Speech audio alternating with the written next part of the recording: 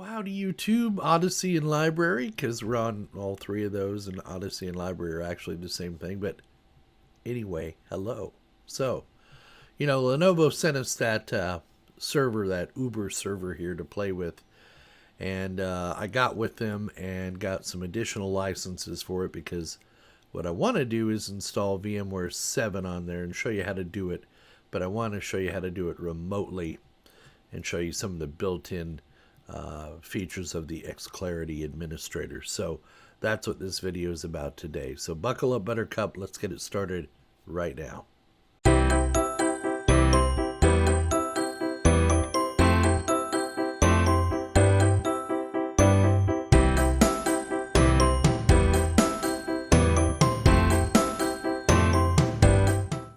So first things first, let me apologize. It's going to get a bit noisy in here while I'm doing this, and the reason is that anytime you have an add-on card in any of these kind of servers like the Lenovo I'm working with today, or even my Dells, if you put a card in there that is not normally part of that server, the iDRAC or the BMC will ramp up the fans until it gets a driver installed, because it doesn't know how to keep the unit cool based on what's in there.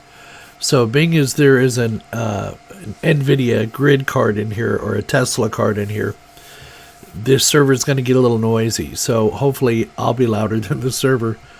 And so I want to thank Lenovo. They got me a key so that I could actually use the remote console.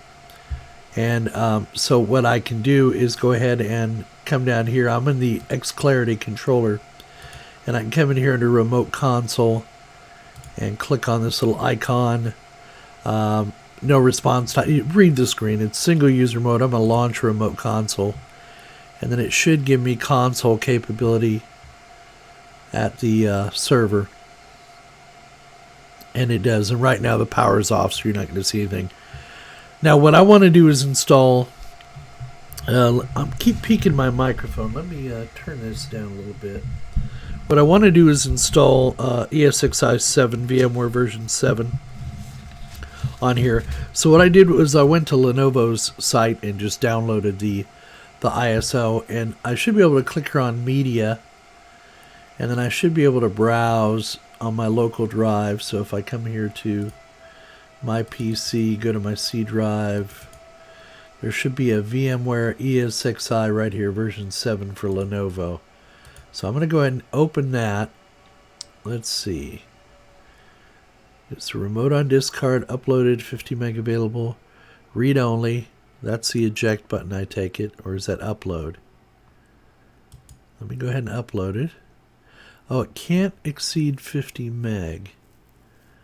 Well, let's see. Upload an ISO or image of BMC, then mount it. So it says to upload it, but it can't be over 50 meg in size. So I found my problem. I only have an advanced upgrade license. You need an enterprise license from Lenovo.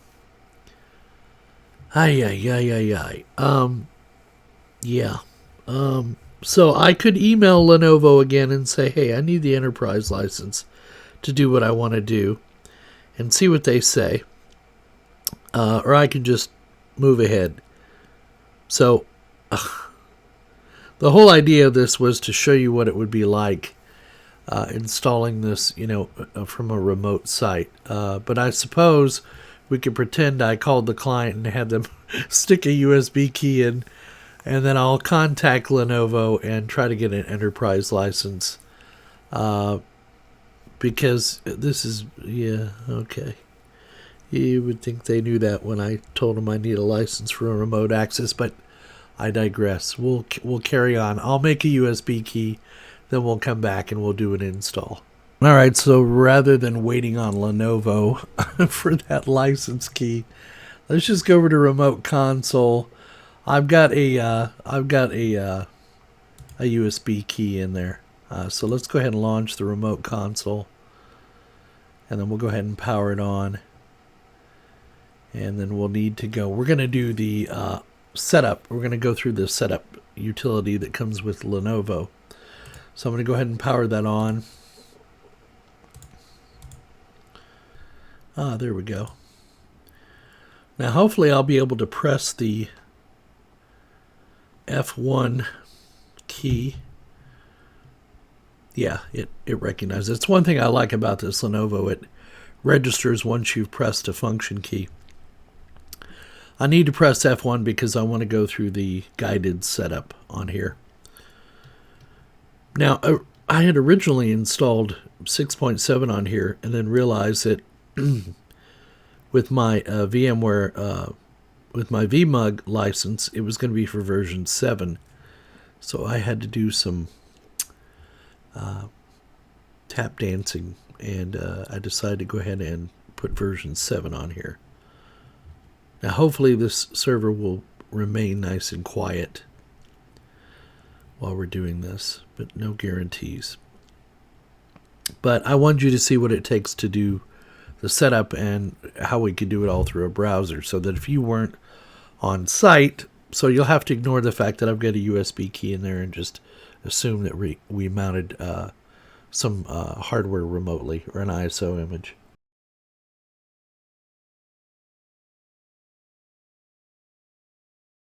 Alright, so what we're going to do is come over here to OS installation, and we're going to do a guided install. And I doubt they have an option for ESXi 6. Or for 7.0. They'll probably have a 6.7 version, but it should still work. So I'm going to go ahead and install it on the mirrored volume, the 447 gig volume. And I'm going to do VMware. And yeah, I'm going to do VMware 6.7. It'll be a local DVD or USB drive. Ooh, that was my stomach, folks. Pardon me.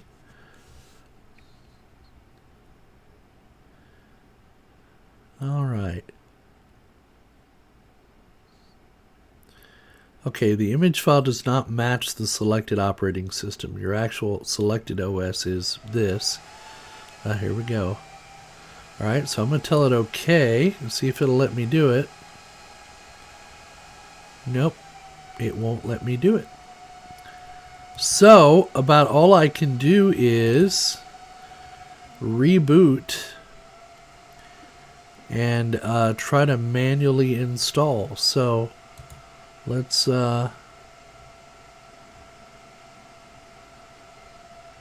restart our server normally.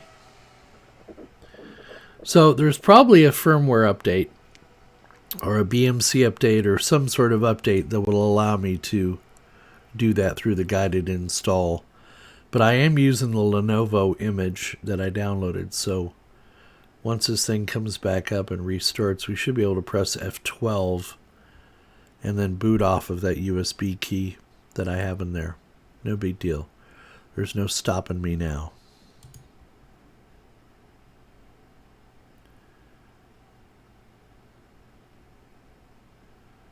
Alright, so F12, I'm going to do the one-time boot device.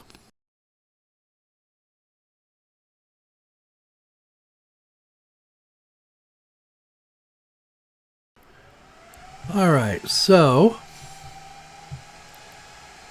let me see if I can figure out. There's the Kingston. Now it wants to boot UEFI. Let's see what else I have. We'll listen to it. We'll do the Kingston. There we go. I apologize for the noise.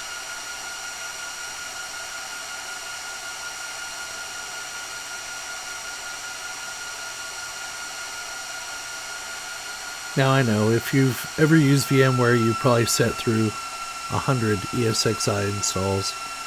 And they're all pretty much the same, but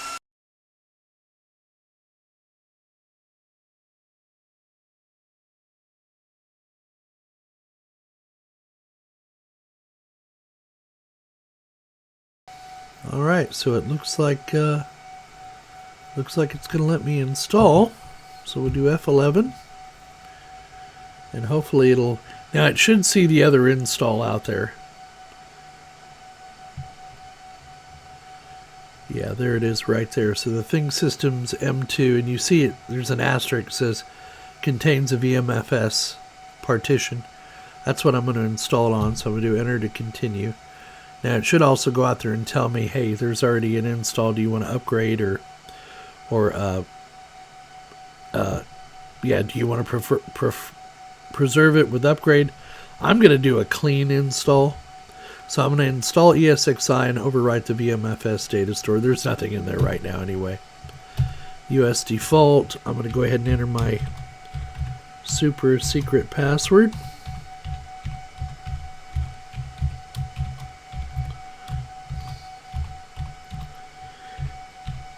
And folks, I'm just going to tell you, don't be lazy with your passwords. It's easy enough to generate a, okay, it's asked me, is it, or telling me where it's going to install. I'm going to do F11. Don't be lazy on your passwords. Take the time and make a complex password and memorize it. You don't even need to really worry about changing it that often, as long as it's complex and you don't give it to anybody else. Okay. Now, it says it's installed, so it says to remove the installation media before rebooting. We're going to hit enter.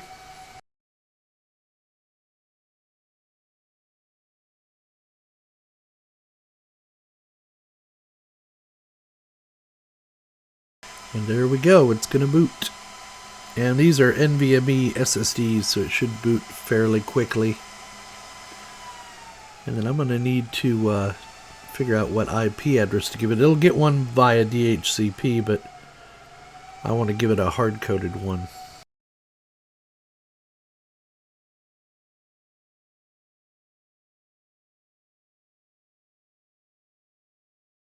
So it's going to get 5.49 as its address. So I'm going to go out and determine what IP I want to keep that at, and then we'll come back and I'll show you how to configure that. Alright, so I've determined I'm going to use 5.15 for my IP address. So I'm going to I hit F2 here so I can go ahead and customize this. Now the other thing I'm going to do is I'm going to turn off IPv6. I have no need for it. So first thing I'm going to do is configure my management network. I'm going to go to the IPv4. I'm going to come down, set static IP address, and then we'll enter it in here. 192.168.5.15. All the rest of this is correct. IPv6 we're going to disable. DNS we're going to use the following. 5.1, and we're going to call this let's call this ESXi dash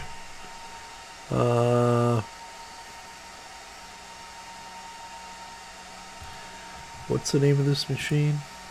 SE350. SE350. Enter. And then it should find midearth.local. It does, so let's just escape. Apply changes and reboot. So yes, we're going to apply our changes, and then we're going to let the server restart, and I'll come back when that's restarted. So there you go. It's installed. It's set up. Now, as luck would have it, just as I finished getting it installed and configured, Lenovo contacted me with another license. So I'm going to go try to install that license while this is running and see if that fixes the problem of mounting a remote ISO. And then I'll show you how we install it with a remote ISO and see if that works. So stay tuned. I'll be right back. Alright, so thank you, Lenovo. As you can see, I now have an enterprise upgrade license. Now, of course, I didn't have to pay for it because this is all under evaluation. I don't know what this license would cost you.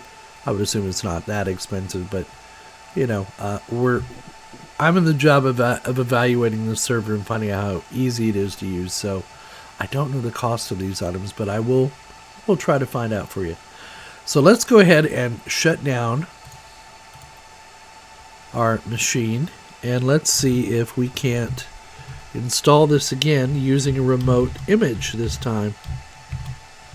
Why not, right?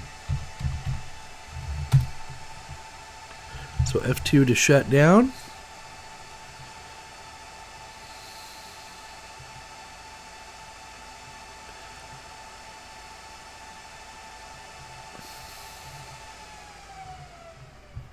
Now I'm going to close this session. I'm going to come back home.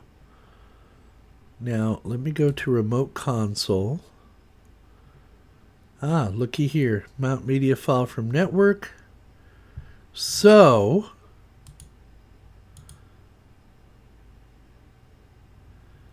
let's see. ISO or image files located on the client can only be mounted to the host system from the remote console window. Okay, alright. So launch the window. Okay. Because I'm going to mount it here locally. So let me go ahead and mount some media. Let's see. I want to activate it, I guess. I want to browse. And I have it out here on my C drive under ISOs. And there it is right there. Open. And then mount. It says mounting. Okay. Now, do I need to keep that open? Select one virtual media to boot on next restart. Let's do that. Let's boot off of that image and tell it OK.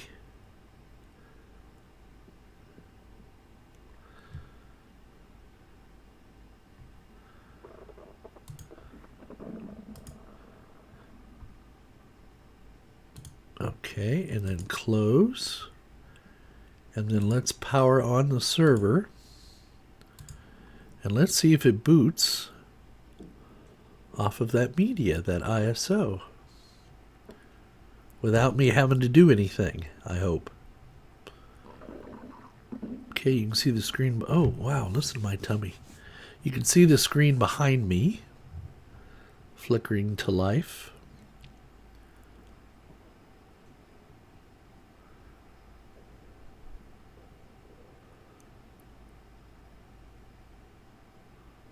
Now, I'm not going to press F12 this time because I want it to boot off of that media.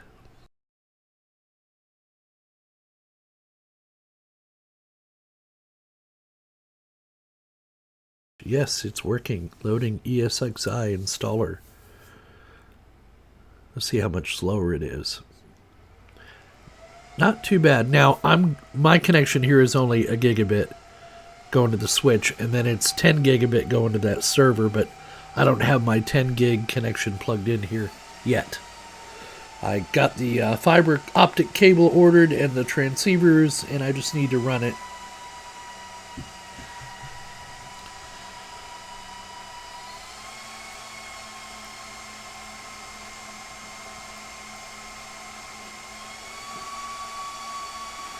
Why not do another install, huh?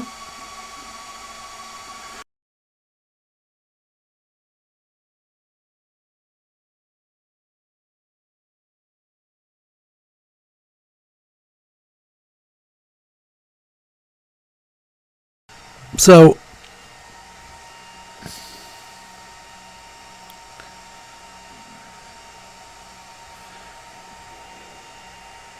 let's see if I can do that. That's the noise level in this room. My decibel meter.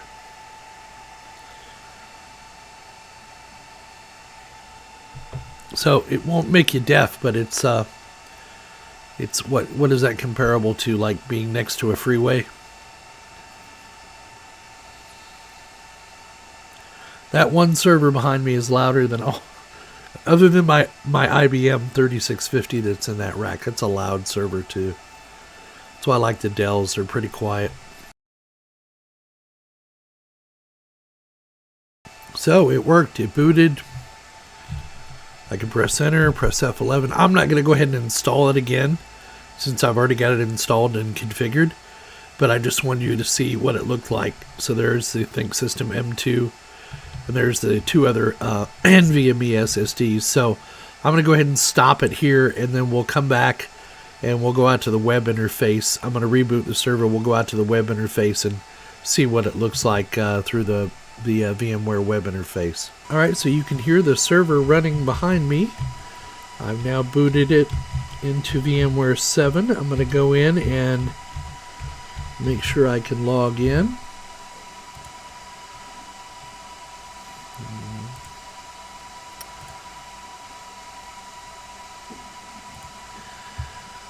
Now, it's given me a warning message that this host is potentially vulnerable to CVE. Please refer to knowledge base, whatchamacallit, VMware recommendations. So I'm going to go look that up. I think that's the, no, I can't copy it.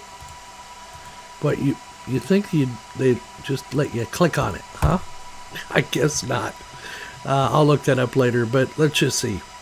So manufacturers Lenovo, it's a ThinkSystem SE350, 16 CPUs, 32 threads, hyper-threading is on, memory 256 gig, SGX, okay, I have no idea what that means. Networking, you can see we've got our, it's got 3 physical adapters, it's got 1 data store out there. Let's just see, let's go to manage. Let's go to hardware,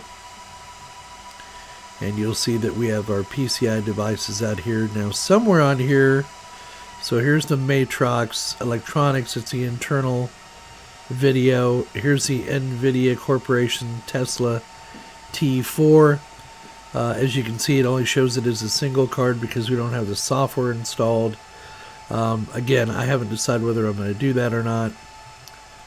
Let's just go look. There's some more. There's our Ethernet controller for a 10 gig. Let's go to our virtual machines. We don't have any. Go to storage. There's 1 data store. Go to networking. Go to our physical NICs. And there's our VM NIC 1, 0, 1, and 2. They're all 10 gig, full duplex. And yeah, all looks well. So there we go. VMware 7 is installed. Build 16324942. Not connected to any VMware server. And so there you go. With a minimal amount of effort and a lot of cooperation from Lenovo. And they really have been great to deal with through this whole thing. It was very nice of them to send me this server because we're going to be really putting it through some of its paces here. So, I guess we'll end this here, and there you go. It's installed, up and running. So yeah, it's funny how things work out. Slight comedy of errors there, but Lenovo was great. They got back to me quickly and got me first they sent me the wrong license, then they sent me the right license. So very happy with the speed of their support, and yeah. So we've got VMware 7 ESXi installed on this. Now, I wasn't able to go through the automated installer, and that is probably on me. I need to look into upgrading the firmware and all the stuff on the Lenovo as part of my series on that video, and then maybe we'll do a reinstall again using their built-in installer. But either way, we got ESXi 7 installed. It's up and running, and now we can start doing some of our lab videos on this server. I still haven't decided whether I'm going to activate that NVIDIA software on that card.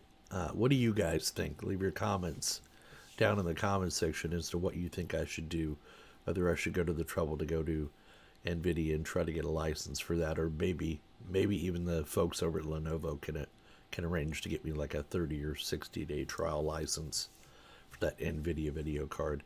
Because like I say, I've got that server for up to 6 months, and it would be kind of fun to play around with that NVIDIA card in there. So tell me what you think. So there you go, YouTube. We hope you found the video entertaining and informative as always. Please leave your comments down in the comment section. Give us a like, thumbs up. Also, please make sure you subscribe and turn on the notification bell if you're not already a subscriber. It would be greatly appreciated.